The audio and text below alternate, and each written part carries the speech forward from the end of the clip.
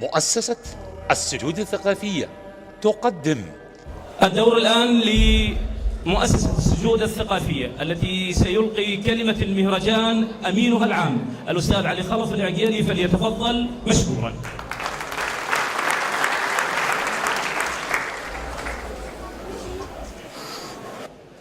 بسم الله الرحمن الرحيم. أصحاب السيادة والسماحة والفضيلة، الأخوة والأخوات، الحضور الكرام، السلام عليكم ورحمة الله وبركاته.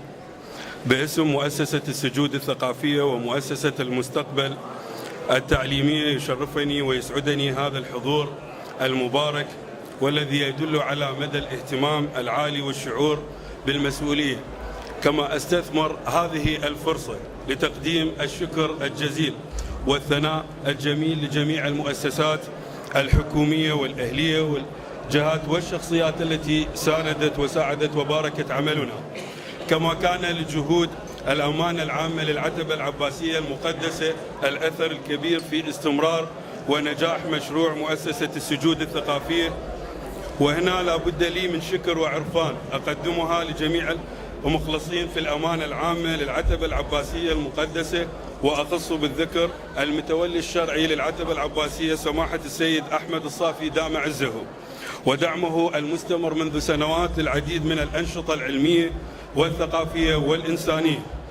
أيها الأحبة، في مهرجان العهد والوفاء الذي تقيمه مؤسسة المستقبل التعليمية ومؤسسة السجود الثقافية، أشكر استجابتكم لدعوتنا ومشاركتكم في هذا التجمع المبارك. نقف اليوم لندعم من لولاهم لما كنا هنا، لما استطعنا من نعمل ونمارس حياتنا. هؤلاء الذين لولا تضحياتهم لما جلسنا مع عوائلنا ومارسنا حياتنا بأمان وسعادة.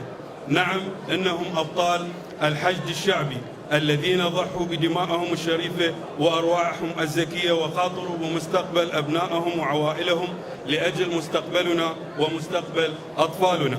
أنتم يا من اخترمتم الخلود والكرامة وسرتم على درب إمامكم رائد التضحية وفيلسوف الشهادة والإباء الإمام الحسين عليه السلام، ستبقون سور الوطن الحقيقي مع باقي صفوف قواتنا الأمنية البطلة من الجيش والشرطة ضد جماعات الشر والظلام. أيها السادة الكرام، نحن اليوم في مؤسسة السجود الثقافية ومؤسسة المستقبل التعليمية نقف اليوم لنكرمكم في مبادرة نسعى فيها لتجديد العهد والوفاء، ونؤكد أننا ماضون في إقامة العديد من الفعاليات والمناسبات التي تسلط الضوء على تلك الشريحة المهمة من أبنائنا المقاتلين، والتي يشكل وجودها الثروة الحقيقية للعراق.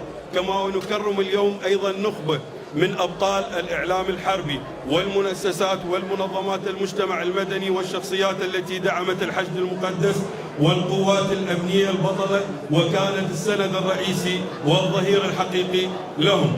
في الختام أجدد شكري وتقديري لجميع الحاضرين، ونأمل من الله العلي القدير التجمع مرة أخرى للاحتفاء بتحرير جميع أراضي الوطن من عصابات داعش المجرمة.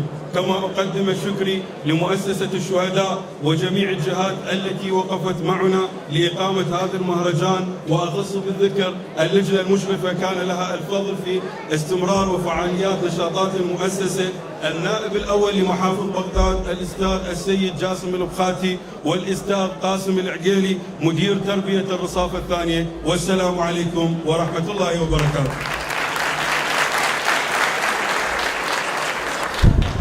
شكرا جزيلا الأستاذ علي خلف العقيلي.